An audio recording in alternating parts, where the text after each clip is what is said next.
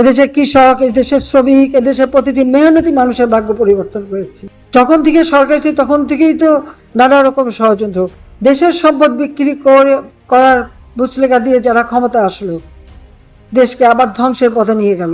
আমাদের 63টা জেলায় বোমা হামলা, আওয়ামী লীগের কত নেতাকর্মীকে মারা হলো। এইরকম তাণ্ডব চালালো এই বিএনপি জামাত মিলে 2013 সালে, আপনাদের নিশ্চয়ই মনে আছে। আমি চাই প্রত্যেকটা জিনিসের তদন্ত হোক, কারা এর পিছনে কিভাবে কি ঘটনা ঘটেছে, এবং সেই জন্য আন্তর্জাতিকভাবে জাতিসংঘকে আমি আবেদন করেছি। এবার ভারতের দিল্লি থেকে দীর্ঘ 19 মাস পর প্রকাশ্যে এসে দেশবাসীর উদ্দেশ্যে যা বললেন সাবেক প্রধানমন্ত্রী শেখ হাসিনা। দীর্ঘ 15 বছর একটানা শাসন করা দল আওয়ামী লীগ বিভিন্ন ষড়যন্ত্রের মধ্য দিয়ে আজ নেতৃত্ব শূন্যে এই দলটির অস্তিত্ব বেশ হুমকিতে পড়েছে। এবার দিল্লি থেকে দীর্ঘ 19 মাস পর প্রকাশ্যে এসে দেশবাসীর উদ্দেশ্যে যা বললেন শেখ হাসিনা। তিনি বলেন, আমার কাছে তো ক্ষমতা ভোগের বস্তু না, আমি বাংলাদেশকে উন্নত করতে দিন রাত অক্লান্ত পরিশ্রম করেছি। এটাই কি আমাদের অপরাধ ছিল?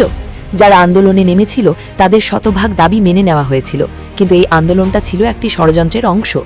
সেই ষড়যন্ত্রকারীরা তাদের ষড়যন্ত্রে সফল হয়েছে। তারা দেশ বিক্রি করার মুচলেকা দিয়ে ক্ষমতা এসেছে।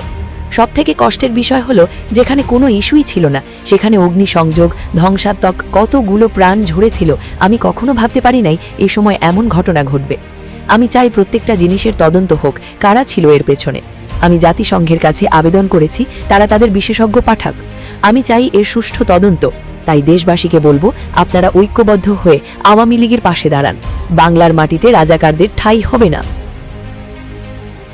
আমি চাই প্রত্যেকটা জিনিসের তদন্ত হোক, কারা এর পিছনে কিভাবে কি ঘটনা ঘটেছে, এবং সেই জন্য আন্তর্জাতিকভাবে জাতিসংঘকে আমি আবেদন করেছি যে তারা তাদের বিশেষজ্ঞ পাঠাক।